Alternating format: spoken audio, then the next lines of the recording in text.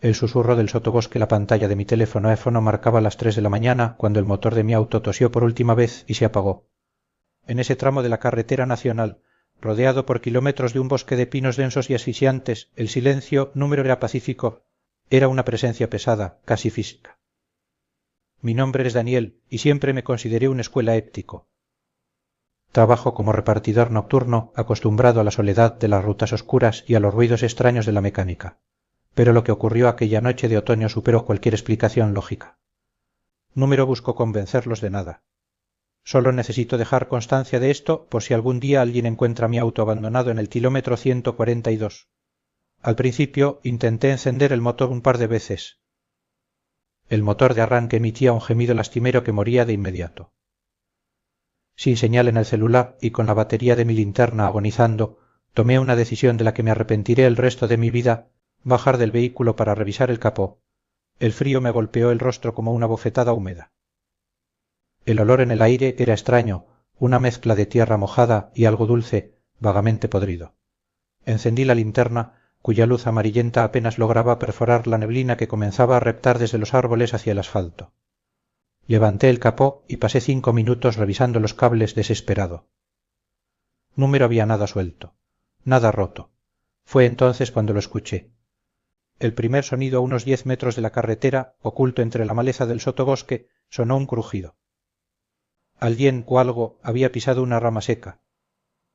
«¿Cola?», pregunté, y mi propia voz me pareció ridículamente pequeña, devorada por la inmensidad de la noche. «¿Hay alguien ahí? Necesita ayuda». «Nadie», respondió. Pero la niebla pareció espesarse.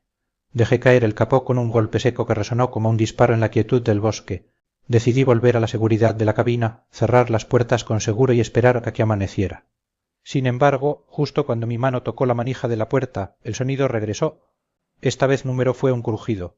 Fue un susurro. Era una voz sibilante, carente de aire, como si 2 hojas secas se frotaran entre sí. Número pronunciaba palabras comprensibles, sino una letanía de sílabas inconexas que subían y bajaban de tono. Lo más perturbador, número, era el sonido en sí, sino de dónde venía parecía brotar simultáneamente de todas partes, del suelo, de las copas de los árboles, del aire mismo. Me congelé. El miedo instintivo, ese que llevamos grabado en el ADN desde que éramos cavernícolas huyendo de los depredadores, me gritó que número me moviera. Con el corazón martilleando contra mis costillas, giré lentamente la cabeza hacia el bosque. Apunté con la linterna. El haz de luz parpadeó, amenazando con apagarse, pero logré enfocar el borde de la arboleda. Entre 2 troncos gruesos de pino, la niebla se arremolinaba de una manera antinatural. Y allí, a la altura de un hombre, vi 2 puntos fijos. Número eran ojos. Número brillaban como los de un animal al recibir la luz. Eran 2 cuencas de una oscuridad absoluta, tan negras que devoraban la poca luz de mi linterna. Alrededor de esas cuencas, una silueta alta y desgarbada, envuelta en lo que parecían jirones de ropa gris o piel muerta, permanecía inmóvil. La persecución silenciosa, el pánico, me sacó del letargo.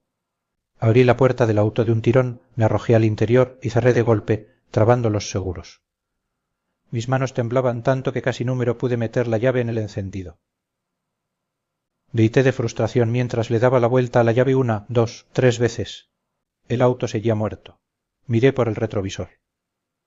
La silueta ya número estaba entre los 2 pinos. Ahora estaba en la orilla del asfalto, a solo 3 metros de la parte trasera de mi coche. Se movía con una lentitud espantosa, pero sus extremidades eran anormalmente largas. Sus brazos colgaban casi hasta tocar el suelo y sus dedos terminaban en puntas afiladas que arañaban el pavimento con un crujido metálico. «Ven fuera, Daniel», esta vez el susurro entró directamente en mi cabeza. Número lo escuché con los oídos, resonó dentro de mi cráneo, con una voz que imitaba la de mi propia madre, pero distorsionada, como si la grabaran al revés. El horror me paralizó el estómago. ¿Cómo sabía mi nombre?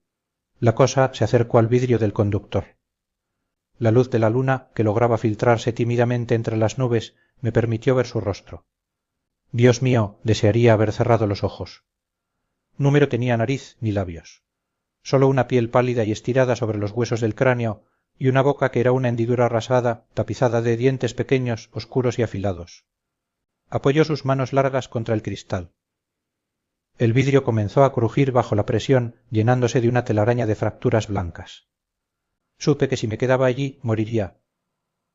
Sin pensarlo, agarré la mochila que llevaba en el asiento del copiloto, destrabé la puerta del lado opuesto y me arrojé hacia la carretera, cayendo sobre las manos y las rodillas. Corrí. Corrí como nunca lo había hecho en mi vida, dejando atrás el auto y adentrándome en la carretera oscura, en dirección contraria a donde venía la criatura. Laberinto de niebla, a los pocos minutos de carrera, mis pulmones ardían y el aire frío me quemaba la garganta. Miré hacia atrás. No venía nadie por el asfalto.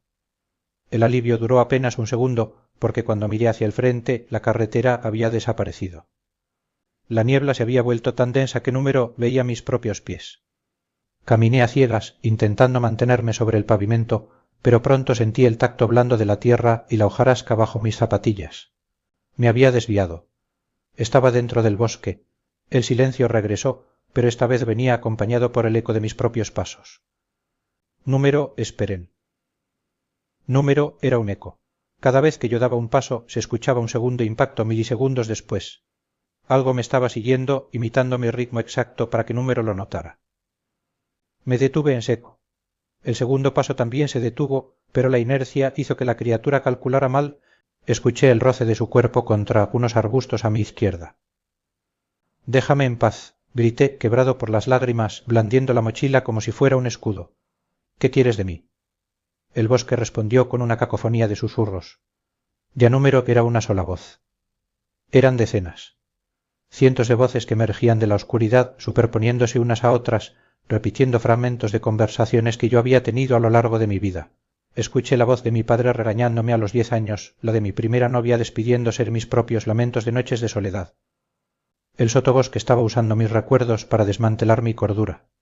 Tropecé con una raíz expuesta y caí de bruces, golpeándome la frente contra una piedra. El dolor fue agudo, ardiente, y el sabor metálico de la sangre inundó mi boca.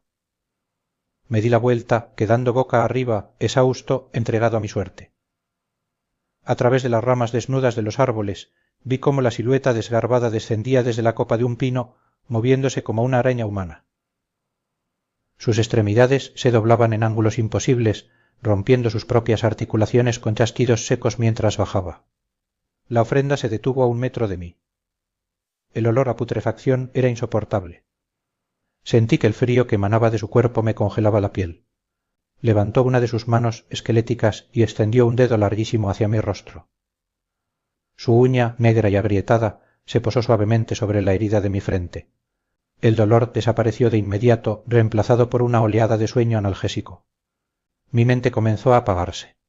Entendí, en ese instante de claridad, mística y terrorífica, que era esa criatura. Era un demonio, ni un monstruo alienígena. Era el bosque mismo. El hambre de una tierra vieja que exigía tributo a los que osaban cruzarla a deshoras. Forma parte de la tierra, susurraron las voces a coro. Sé de dónde saqué las últimas fuerzas. Quizás fue el instinto de supervivencia más puro. Recordé que en el bolsillo delantero de mi mochila llevaba un encendedor de gasolina. Con un movimiento torpe y desesperado lo saqué, lo encendí y acerqué la llama directamente a la manga de jirones de la criatura. El efecto fue inmediato. La cosa gritó con una voz humana, emitió un chirrido agudo, similar al de miles de insectos hirviendo vivos. El fuego se propagó con una rapidez antinatural por su cuerpo seco, revelando que su piel era como corteza de árbol podrida. Se retorció hacia atrás, internándose en la espesura del bosque mientras las llamas consumían su silueta en la oscuridad. El amanecer recuerdo cómo caminé el resto de la noche. Me moví por puro automatismo, esquivando árboles y arrastrando los pies hasta que los primeros rayos del sol atravesaron la neblina, disolviéndola como si nunca hubiera existido. Salí a la carretera justo cuando un camión de carga pasaba. El chofer, al ver mi estado cubierto de barro, sangre seca y con los ojos desorbitados, se detuvo de inmediato. Me subió a la cabina y me dio agua. Le dije una sola palabra de lo que había visto. Sabía que me tomaría por loco o por drogadicto. Mientras el camión avanzaba de regreso a la civilización, pasamos por el kilómetro 142. Mi auto seguía allí, estacionado a un lado de la ruta. Las ventanas estaban intactas, el capó cerrado. Parecía un coche averiado cualquiera. pero cuando miré con atención el parabrisas del lado del conductor se me congeló la sangre. El cristal número estaba roto, pero por el lado de adentro, impresas en el polvo del vidrio, se alcanzaban a ver las marcas de dos manos largas, delgadas, con dedos que terminaban en punta. Hoy he renunciado a mi trabajo. Número salgo de noche y he tapado todas las ventanas de mi casa con cortinas gruesas.